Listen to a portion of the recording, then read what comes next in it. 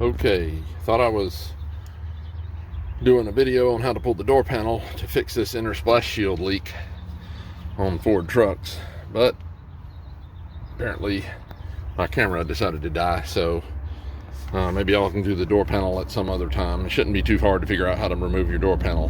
Here is the inner splash shield that I was speaking of in the diagnostic video. All right, so you can see it's got a roll of black sealer all the way around it, and that's supposed to be stuck to the door. So if you can see the droplets from where I water tested it in the previous video, this is on the outside. I put this little tool in here, poured water down in here, and it splashes. Matter of fact, let me do it and you'll see it live. Now watch this. Now watch this. See what it's doing? See that water coming out from under there? Not supposed to do that.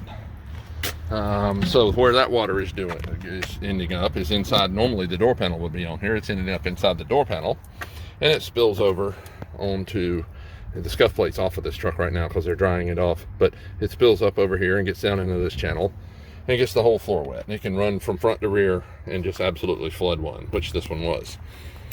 So clearly this one's not sealed in place, right? This is what I found when I pulled the door off. All right, so it's got this butyl product that's supposed to be stuck on there. Now, I don't know if that's ever been off before or it just came loose. It happens.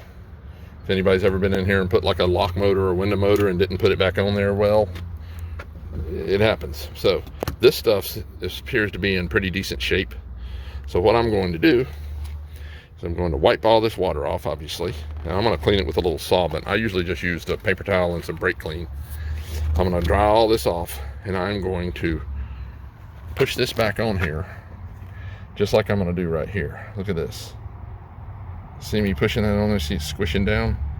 See it getting fat right behind my finger? All right.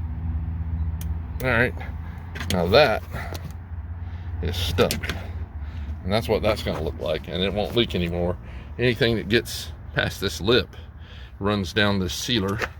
As you can see, there's a hole there, runs back in the door and out the door drain. Now, whoever owned this truck before, this was the trade-in, they knew it had a leak because they've removed the rubber that goes right here. It's supposed to come out the drain right here.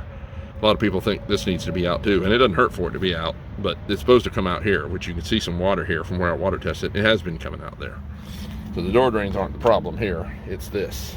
All right, now, on the off chance that yours sealer here is no good, or you're not comfortable with it, I have a fix for that too. Get this.